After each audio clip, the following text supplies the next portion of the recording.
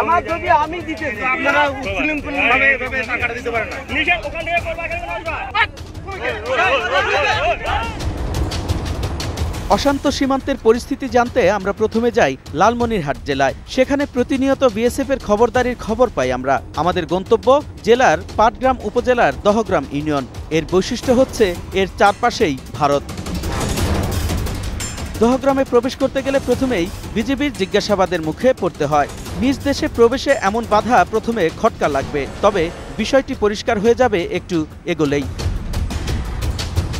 দহগ্রামে প্রবেশ করতে হবে ভারতের ভূখণ্ড হয়ে। ৭৪-এর চুক্তি অনুযায়ী এটি বাংলাদেশের কাছে হস্তান্তরের কথা থাকলেও কথা রাখেনি ভারত। ১৯৮২ সালে একটি নতুন চুক্তি অনুসারে ভারত দহগ্রাম আঙ্গরপোতাবাসীদের বাংলাদেশের মূল ভূখণ্ডের সাথে যোগাযোগ স্থাপনের জন্য ১৭৮/৮৫ মিটার একটি ভূমি ইজারা দেয়। এটি ৩ বিঘা করিডোর নামে পরিচিত।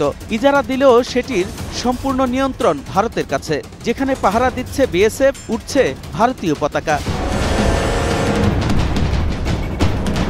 প্রবেশ ও বাহিরের গেটও ভারতীয় পতাকার রঙে রঙিন। ৩ বিঘা ইজারা দিলেও শুধু রাস্তায় চলতে পারে বাংলাদেশিরা, বাকিটুকুতে প্রবেশ নিষেধ।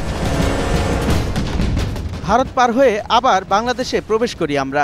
এটি দহগ্রাম আঙ্গরপোতা ছিটমহল নামেই বেশি পরিচিত। ২২.৬৮ বর্গ কিলোমিটার আয়তনের এই ইউনিয়নে জনসংখ্যা ২১,০০০। তাদের প্রতিদিনের জীবনে সবচেয়ে বড় যন্ত্রণার নাম ভারতীয় আধিপত্য। গরু বছর আমাদের এখানে বান্দাবান্দি করি, ওরা আবার জোরপূর্বক নিয়ে যায়। ১৫০ মিটার ভিতরে ওরা ব্যারিকেড দিবে। এখন দেখা যাচ্ছে যে ওরা প্লেয়ারে ব্যারিকেড দিচ্ছে।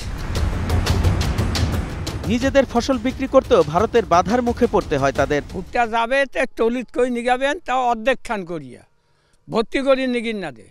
কেমন অসুবিধা তৈরি আমরা চিন্তা করি। দেখো, একটা ট্রাক ঢুকতে পারতেছে না, একটা বাস ঢুকতে পারতেছে না।